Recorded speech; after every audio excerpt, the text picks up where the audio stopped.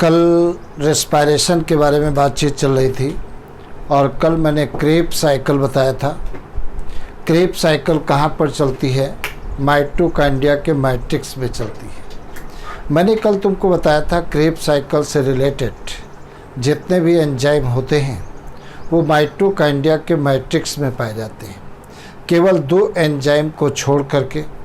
एक तो मैंने बताया था अल्फा कीटो डिहाइड्रोजिनेज एंजाइम और दूसरा सक्सिनिक डिहाइड्रोजिनेज एंजाइम। ये 2 एंजाइम कहाँ पर पाए जाते हैं? माइटोकॉन्ड्रिया की इनर मेम्ब्रेन पर पाए जाते हैं। आज हम और तुमको मैंने बताया था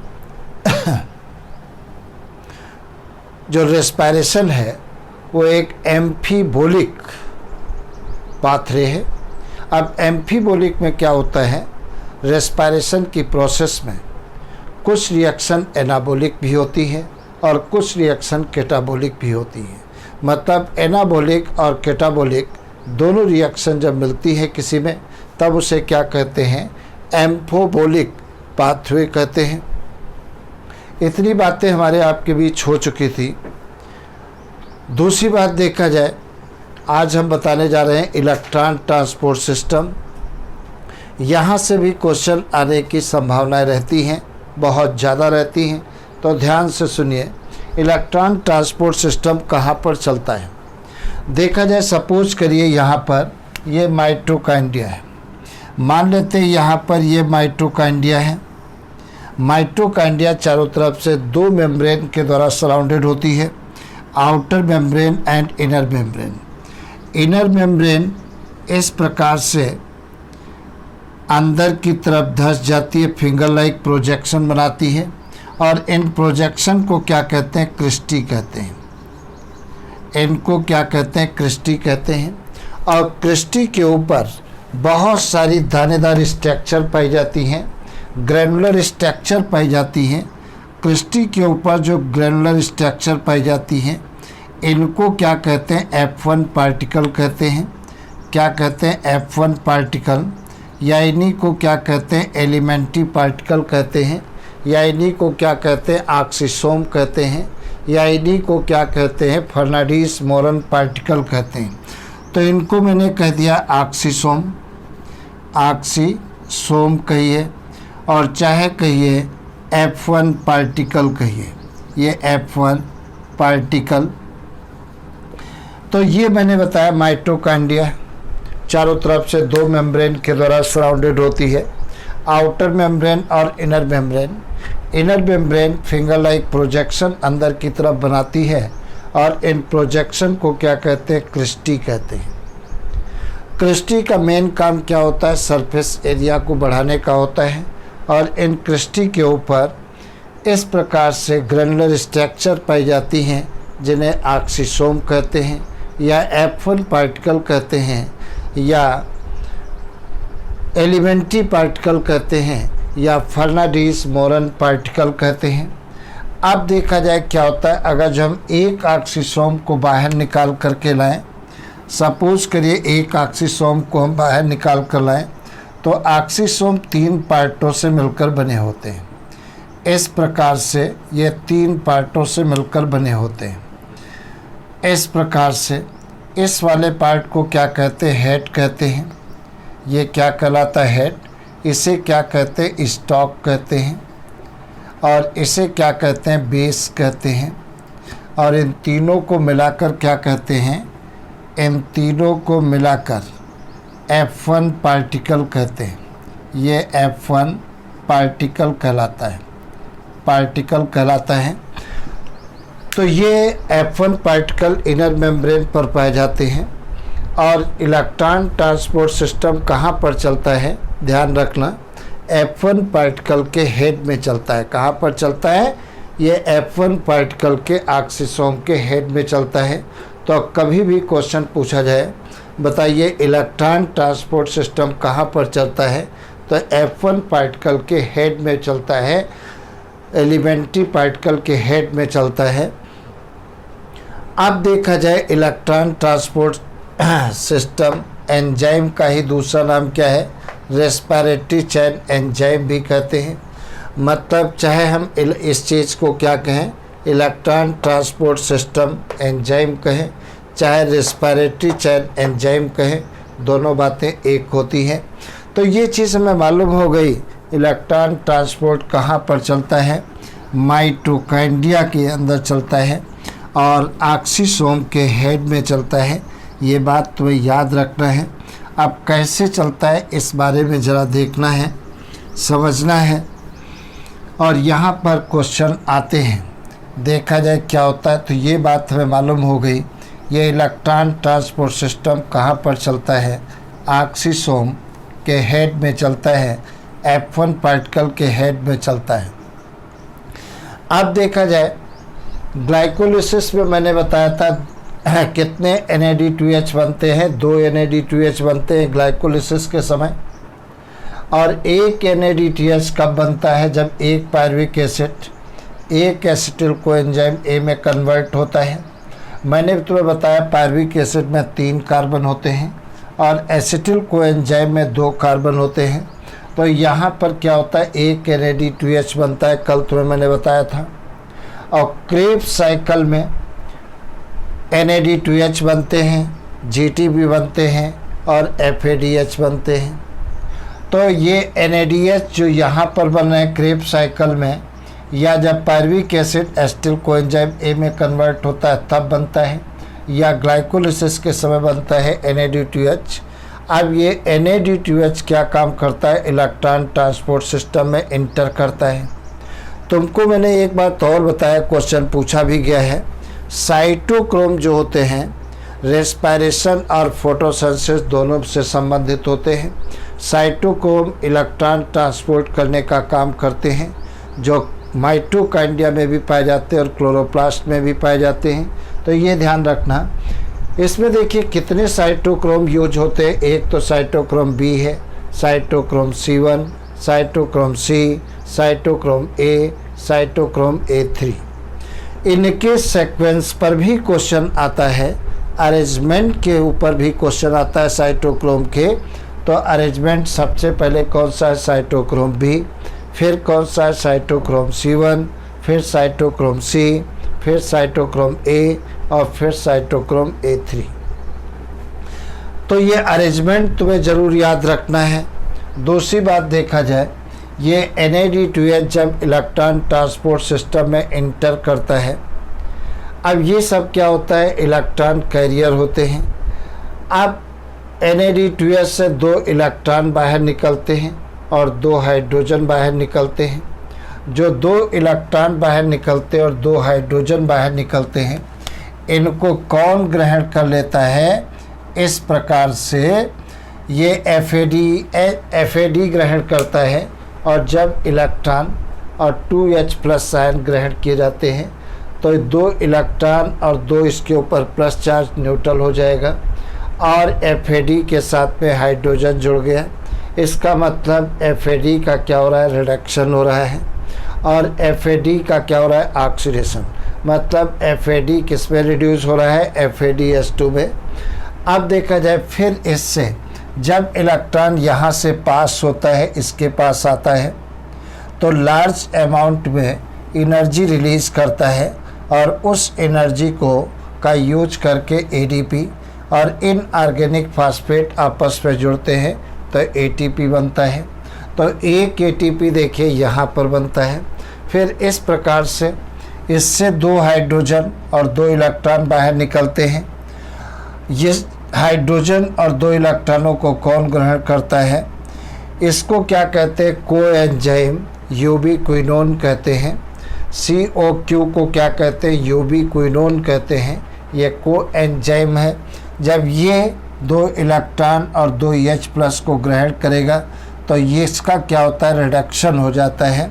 मतलब अभी ये ऑक्सीडाइज फॉर्म में है और जब इलेक्ट्रॉन ये गेन करेगा, हाइड्रोजन गेन करेगा, तो इसका क्या हो जाता है, रिडक्शन हो जाता है। फिर देखिए क्या होता है, इससे 2 हाइड्रोजन बाहर निकलेंगे, 2 इलेक्ट्रॉन बाहर निकलते हैं, इससे 2 हाइड्रोजन निकलते हैं, ये बाहर आ गए, 2H+ आयन। अब इलेक्ट्रॉन को कौन गेन करता है, Fe3+ गेन करेगा। जब 2Fe3 प्लस 2 इलेक्ट्रॉन गेन करता है तो 2Fe2 प्लस में कन्वर्ट हो जाएगा। गेन ऑफ इलेक्ट्रॉन क्या कहलाता है? रिडक्शन कहलाता है। मतलब Fe3 प्लस Fe2 प्लस में रिड्यूस हो जाता है। फिर इससे 2 इलेक्ट्रॉन निकलते हैं, जैसे फिर ये ऑक्सीडाइज हो जाता है और 2 इलेक्ट्रॉनों को कौन गेन करता है? इस प्रकार से ये Fe3 प्लस 2 इलेक्ट्रॉनों को गेन करके Fe2 प्लस में रिड्यूस हो जाता है। फिर इससे 2 इलेक्ट्रॉन बाहर निकलते हैं, 2 इलेक्ट्रॉनों को Fe3 प्लस गेन करेगा तो ये इसमें रिड्यूस हो जाएगा। इससे 2 इलेक्ट्रॉन बाहर निकलते तो ये ऑक्सीडाइज हो जाएगा, ये रिड्यूस होगा, इलेक्ट्रॉन गेन करेगा तो इसमें कन्वर्ट हो जाएगा। फिर देखिए इससे 2 इलेक्ट्रॉन बाहर निकलते हैं तो ये क्या होगा? ऑक्सीडाइज हो जाएगा। और इससे जो 2 इलेक्ट्रॉन निकलते हैं Fe3 प्लस गेन कर रहा है, तो ये इलेक्ट्रॉन गेन कर रहा है तो इसका रिडक्शन हो जाता है Fe2 प्लस में। फिर इससे जो 2 इलेक्ट्रॉन निकलते हैं और 2 H प्लस आयन ये जो बाहर निकले, ये चार्ज इलेक्ट्रॉन गेन, ये 2H प्लस इलेक्ट्रॉन को गेन कर लेगा, 2H में कन्वर्ट हो जाएगा और ये ऑक्सीजन के साथ में रिएक्ट करके वाटर मॉलिक्यूल बनाता है। तो यहाँ पर देखा जाए क्या होता है, in this process oxygen is the ultimate acceptor of electron. तो ये क्वेश्चन पूछ सकते हैं, इलेक्ट्रॉन को अल्टीमेट एक्सेप्टर कौन सा होता है? तो अल्टीमेट एक्सेप्टर ऑफ इलेक्ट्रॉन कौन सा है? ऑक्सीजन है। एंड इट क्या गेट रिड्यूस टू वाटर, और इलेक्ट्रॉन को गेन करके वाटर में क्या होता है? रिड्यूस हो जाता है। भाई यहाँ पर देखिए ऑक्सीजन के साथ में हाइड्रोजन नहीं है और यहाँ पर ऑक्सीजन के साथ में हाइड्रोजन है, इसका मतलब ऑक्सीजन रिड्यूस हो रही है वाटर में। तो ये क्वेश्चन पूछ सकते हैं इलेक्ट्रॉन ट्रांसपोर्ट सिस्टम में फाइनल एक्सेप्टर इलेक्ट्रॉन कौन होता है? तो आपका आंसर होगा ऑक्सीजन होती है और ये इलेक्ट्रॉन एक्सेप्ट करके वाटर में रिड्यूस हो जाती है। तो हमको मालूम है रिस्पायरेशन में कार्बन डाइऑक्साइड बाहर निकलती है और वाटर भी बाहर निकलता है। इस प्रकार से ठंडी के दिनों में तुम आराम से देख सकते हो, जब एक्सपायरेशन करते हो तो मुख से क्या निकलती है? भाप निकलती है, वेपर्स निकलते हैं। अगर उन वेपर्स को कंडेंस कर दिया जाए तो वाटर बन जाएगा। इसका मतलब रेस्पिरेशन की प्रोसेस में वाटर बाहर निकलता है। समझे? दूसरी बात देखा जाए तो वाटर और कार्बन डाइऑक्साइड बाहर निकलती है। अब ये भी क्वेश्चन पूछा जा सकता है कि एटीपी का प्रोडक्शन कहाँ कहाँ पर होता है? एक तो NAD2H और FAD के बीच में हो रहा है। दूसरा देखिए इलेक्ट्रॉन कहाँ पर, एटीपी कहाँ पर बन रहा है? साइटोक्रोम B और साइटोक्रोम C1 के बीच में बन रहा है। और तीसरा कहाँ पर बन रहा है? साइटोक्रोम A और साइटोक्रोम A3 के बीच में बन रहा है। तो ये भी क्वेश्चन पूछ सकते हैं, बताइए एटीपी का प्रोडक्शन कहाँ पर होता है? तो इन जगहों पर होता है। एक तो कहाँ पर? एक तो NAD2H और FAD के बीच में बनता है। ये FAD के बीच में ATP बनेगा। एक तो ATP तुम्हारा ये बनता है और दूसरा ATP देखो कहाँ पर बनता है? दूसरा आपका ATP साइटोक्रोम B और साइटोक्रोम C1 के बीच में एक ATP ये बनता है, ये ATP बना। और तीसरा ATP कहाँ पर बनता है? साइटोक्रोम A और साइटोक्रोम A3 के बीच में बनता है। तो एक ATP ये बनता है। इस प्रकार से ATP का प्रोडक्शन कहाँ कहाँ पर होता है, ये बात मैंने तुम्हें बताई है और इस पर क्वेश्चन आ चुका है। एक ATP कहाँ पर बनता है? NAD2H और FAD के बीच में बनता है। एक ATP कहाँ पर बनता है? साइटोक्रोम B और साइटोक्रोम C1 के बीच में बनता है। और एक ATP कहाँ पर बनता है? साइटोक्रोम A और साइटोक्रोम A3 के बीच में बनता है। और ये बात मैंने ऑलरेडी तुमको बताई है। एक NAD2H से एक NADH से कितने एटीपी का प्रोडक्शन होता है? 3 एटीपी का प्रोडक्शन होता है। तो एक NAD2H देखिए इंटर कर रहा है, एटीपी कितने बन रहे हैं? एक ये बन रहा है, एक ये बन रहा है और एक ये बन रहा है। ये एटीपी देखिए एक कहाँ पर बन रहा है, ये छूट गया नाम लिखने को, तो यहाँ पर ये एटीपी बनता है, ये एटीपी बनता है। इस प्रकार से ये एटीपी बनते हैं। तो एटीपी का प्रोडक्शन कहाँ कहाँ पर होता है? तो ये बात तुम्हें याद रखना होगा कि एटीपी कहाँ कहाँ पर बनते हैं। ये एरो ऐसे लगा दीजिए, ऊपर साइड में एटीपी इनऑर्गेनिक फास्फेट और एडीपी जुड़ते हैं। यहाँ पर भी एरो ऊपर की तरफ लगा दीजिए, यहाँ पर एरो नीचे की तरफ लगा दीजिए। तो जहाँ जहाँ पर एटीपी का प्रोडक्शन होता है ये बात तुम्हें याद रखना है। और ऑक्सीजन को ग्रहण करने का काम अल्टीमेटली कौन करता है? ये इलेक्ट्रॉन को गेन करने का काम अल्टीमेट ऑक्सीजन करता है। और जब इलेक्ट्रॉन और हाइड्रोजन को गेन करके ये वाटर में रिड्यूस हो रहा है, इस प्रकार से इलेक्ट्रॉन ट्रांसपोर्ट सिस्टम माइटोकॉन्ड्रिया के इनर मेम्ब्रेन पर चलता है, जो कि आपको मालूम है। और तुम्हें पहले ही मैंने बताया है कि रेस्पिरेशन की प्रोसेस में टोटल अगर ग्लूकोज के एक मॉलिक्यूल का कंप्लीट ऑक्सीडेशन किया जाए तो 40 एटीपी मॉलिक्यूल बनते हैं। कितने बनते हैं? 40 एटीपी मॉलिक्यूल बनते हैं। ये बात तुम्हें याद रखना है। जो 40 एटीपी मॉलिक्यूल बनते हैं उनमें 2 एटीपी का यूज कहाँ पर हो जाता है? ग्लाइकोलिसिस में हो जाता है। तो कितने बचे? 38 बचे। और 2 एटीपी कहाँ पर यूज हो जाते हैं? इलेक्ट्रॉन ट्रांसपोर्ट सिस्टम में यूज हो जाते हैं। तो नेट प्रॉफिट कितना होता है? 36 एटीपी मॉलिक्यूल का नेट प्रॉफिट होता है। अगर 36 नहीं दिया है तब आप 38 लगा दीजिए, समझे? और अगर 36 दिया है तो वो बेस्ट आंसर है, तुमको वही आंसर लगाना होगा। तो इस प्रकार से कुल एक मॉलिक्यूल ग्लूकोज का अगर ऑक्सीडाइज किया जाता है तो कुल कितने एटीपी बनते हैं? 40 एटीपी बनते हैं। और हमको फ़ायदा टोटल कितने का होता है? 36 मॉलिक्यूल एटीपी का प्रॉफिट होता है। और 4 एटीपी यूज हो जाते हैं। 2 कहाँ पर होते हैं? ग्लाइकोलिसिस में होते हैं। और 2 एटीपी कहाँ पर? इलेक्ट्रॉन ट्रांसपोर्ट सिस्टम में यूज हो जाते हैं। तो ये बातें तुम्हें याद रखना है।